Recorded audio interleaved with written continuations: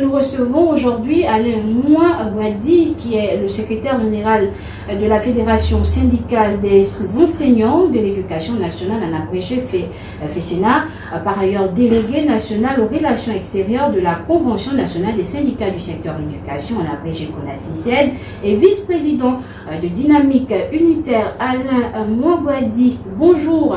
Bonjour. Et merci d'être l'invité de ce 13h.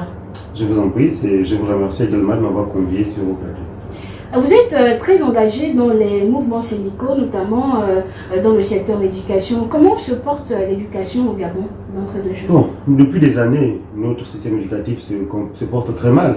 Parce que vous savez que nous avons fait des grèves depuis de longues années, tout simplement parce que l'État n'a pas prévu les investissements et les moyens nécessaires pour éduquer correctement la jeunesse gabonaise. Donc en tant qu'acteur, nous sommes obligés de temps en temps à poser des problèmes afin que l'État apporte à petite dose, malheureusement, certaines solutions aux préoccupations que nous rencontrons sur le terrain. D'accord. Vous êtes en grève depuis le début de l'année scolaire, cette année scolaire.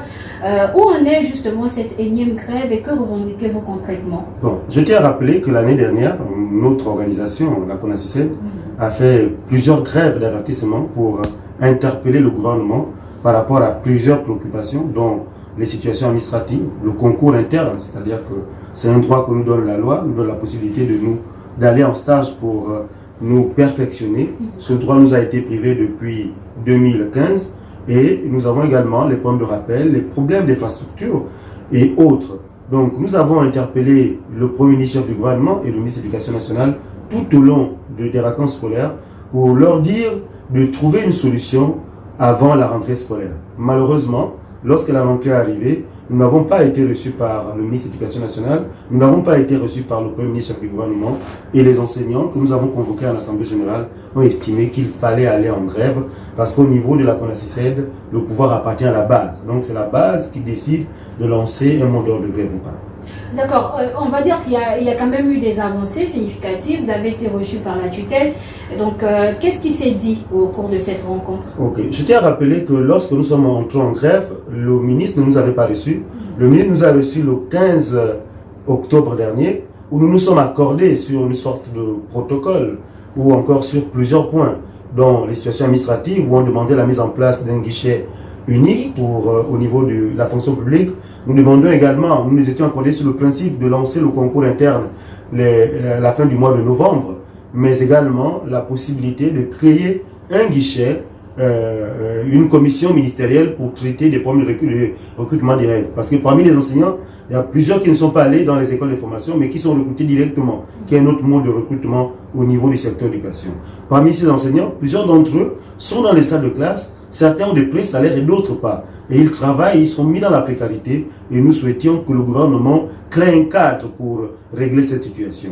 Malheureusement, aux dates indiquées tout à l'heure, le concours n'a pas eu lieu et ces commissions n'avaient pas été mises en place. Donc, nous, en tant que syndicat, soumis aux pressions de la base, nous avons appelé les enseignants à poursuivre le mot d'ordre de grève et nous savons aujourd'hui, après la rencontre que nous avons eue hier avec le gouvernement, qui nous annonce que l'arrêté qui lance la commission ministérielle est déjà disponible. Nous venons de la récupérer. Elle est là cet arrêté, pardon, il est là dans mes affaires. Mais il y a encore des situations comme les situations administratives où nous avons encore besoin de nous accorder et le fait qu'on ait le document qui lance le concours interne. Donc ce sont ces situations que nous attendons encore pour nous accorder. Sauf qu'au cours de la réunion que nous avons eue hier, il y a un problème qui s'est ajouté. C'est le problème de bons de caisse des enseignants qui sont détenus parce que cette année, à cause de la grève, le gouvernement a mis les enseignants sur bons de caisse. Donc, nous sommes en train de nous accorder sur la nécessité de remettre les bons de caisse à ces enseignants. Donc, nous attendons que le gouvernement réagisse aujourd'hui. Donc, sur ce, nous allons profiter de la période des vacances pour nous accorder sur l'essentiel afin que les enseignants et les élèves reprennent les cours à la rentrée qui a été fixée par le gouvernement. Justement, est-ce qu'on peut espérer un retour à la normale de la situation justement après les congés? Bon, nous, en tant que syndicat, nous ne pouvons pas aller en grève pour être en grève. Nous allons en grève pour régler les problèmes. Donc, la grève est un outil que nous donne la loi et lorsque vous rentrez en grève, l'idéal, c'est que le contact ne soit jamais rompu. Et c'est ce que nous avons rappelé au ministre hier, il est nécessaire, quand vous êtes en crise, de toujours garder le contact et d'explorer les pistes de solutions.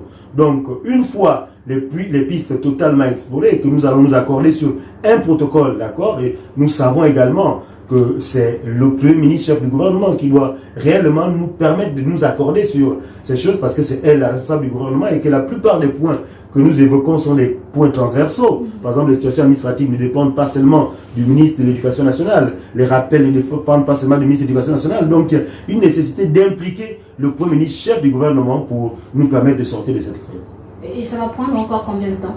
Bon, nous, en tant que syndicat, nous souhaitons que cela soit réglé pendant la période des vacances. Donc, nous avons déjà pratiquement fait 2 mois de grève.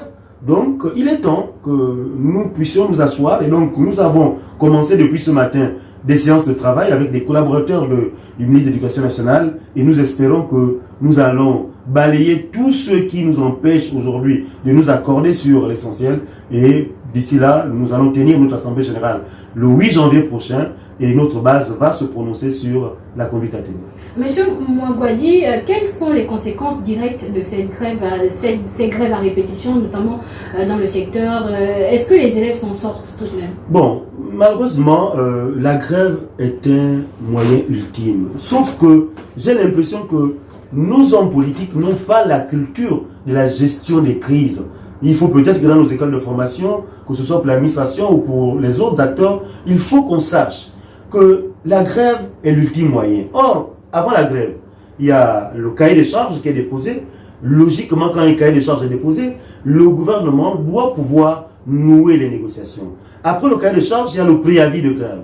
Donc, si des négociations sont ouvertes avant le préavis, logiquement, il n'y aura pas de grève. Et pendant le préavis, il y a une nécessité également d'agir. Sauf que nous constatons que les responsables de l'administration laissent d'abord aller en grève et ensuite vouloir nouer le dialogue. Donc, ce que nous souhaitons, c'est que ce genre de pratique soit abandonné, qu'il y ait une permanence du dialogue, pas un dialogue qui nous distrait, mais un dialogue qui nous amène, ou une négociation qui nous amène réellement à explorer des pistes et à adopter des pistes de solutions. Maintenant, nous déplorons effectivement, parce que je suis enseignant, et en tant qu'enseignant, le travail pour lequel je suis payé, c'est le fait d'aller enseigner. Donc, nous allons, parce que nous sommes meurtris, parce que nous savons également à côté, il y a des enseignants qui sont dans la misère, il y a des enseignants qui souffrent, il y a les droits des enseignants qui sont violés. Parce que quand vous prenez par exemple un enseignant qui travaille depuis 15 ans, la loi lui permet d'avoir une augmentation salariale tous les 2 ans. Sauf que l'administration, par la situation administrative, bloque ces situations. Donc, on précarise l'enseignant et on veut que cet enseignant continue tranquillement à aller dans les salles de classe. Donc, nous disons que c'est à l'administration et au gouvernement de pouvoir gérer ces équilibres. C'est-à-dire qu'ils regardent en même temps les droits des enseignants sans pouvoir qu'on mette également de côté les droits des élèves. Parce que nous savons également que ces enfants ont des droits. Donc, c'est le gouvernement qui doit tout faire pour que les grèves ne traînent pas et que les grèves ne soient pas récurrentes. C'est pourquoi nous espérons qu'il y aura réellement des conditions de véritable dialogue après cette situation pour que nous puissions nous accorder sur ce qui est essentiel. Monsieur Mwagwadi, que répondez-vous à ceux-là qui pensent que les enseignants font un peu trop de grève? Non, je pense que les enseignants ont le véritable problème, c'est que les enseignants connaissent leurs droits. Parce que quand vous prenez le cas de l'administration, il y a effectivement beaucoup de droits. Je dis par exemple que quand vous signez votre prix de service, cela vous donne droit à une rémunération. Or que beaucoup d'agents commencent à travailler et perçoivent leur salaire plusieurs mois, plusieurs années après. Ça, c'est une violation flagrante. Donc, ce que nous disons en tant qu'enseignants, c'est que nous voulons que nos droits soient respectés. Et le fait qu'on demande que nos droits soient respectés et que nous connaissons nos droits, que nous tenons à tout prix à défendre, certains pensent que nous en faisons trop. C'est à eux plutôt d'aller lire ce que c'est des droits et dans l'imprégner, et en ce moment-là, ils comprendront que ce que nous faisons, c'est juste. Vous avez refusé votre nomination intervenue le 17 décembre dernier en Conseil des ministres. Quelles sont les raisons de ce refus catégorique? Vous l'avez d'ailleurs annoncé dans les médias. J'ai dit dans une communication, j'ai rappelé aux Gabonais et à l'administration que je suis un syndicaliste. Je suis secrétaire général de la FESENA, je suis délégué national aux relations extérieures de la CONACYCEN, je suis également vice-président des dynamiques unitaires. Et cette nomination tombe à un moment où nous sommes en crise avec le ministère de l'Éducation nationale. Et mon rôle en tant que responsable, c'est de protéger les intérêts de ma base. J'ai échangé avec certains collègues et camarades.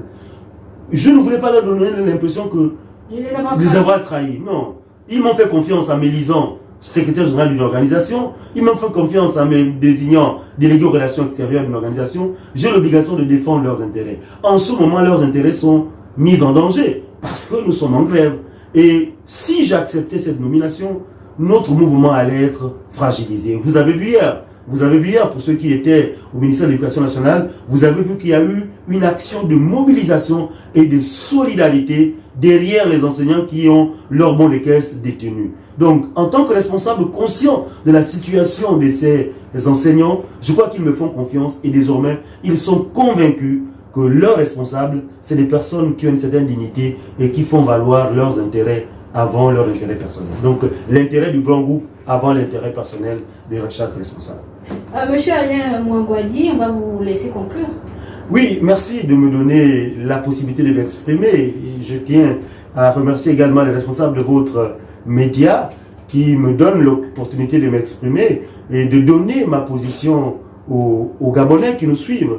Juste rappeler que les enseignants vont en grève par obligation. Parce qu'ils ont constaté que pendant plusieurs moments, leurs droits sont violés. Et le rôle de la grève, le rôle du syndicalisme, c'est de faire rétablir les droits qui sont violés. Donc nous espérons seulement que ceux qui ont la décision dans notre pays comprendront la nécessité de mettre en place un véritable dialogue social afin que nous allions au fond des discussions, que nous voyons comment faire pour faire évoluer notre système éducatif.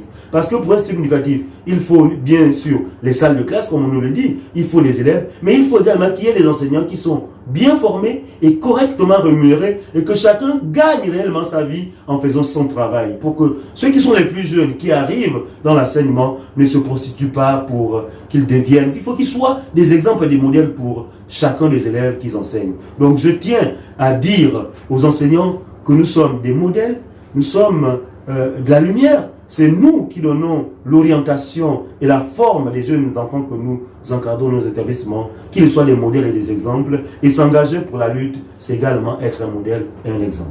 Merci Monsieur Alain Mwangwadi d'être passé dans les studios de la Radio Génération Nouvelle dans ce 13h. Je rappelle que vous êtes le secrétaire général de la Fédération syndicale des enseignants de l'éducation nationale, FENESA, FESENA, autant pour moi.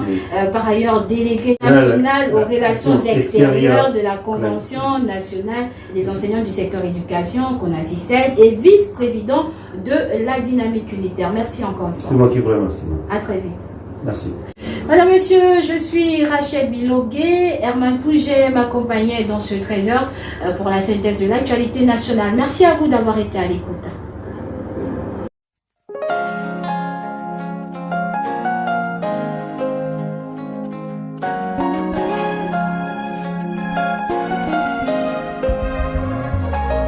Adieu, je laisse tout à Dieu. Dans les mains de Dieu. Je laisse tout à Dieu, oh. Devant sa volonté je disparais. Je laisse tout à Dieu, oh. C'est pas par ma force mais la sienne. Je laisse tout à Dieu, oh.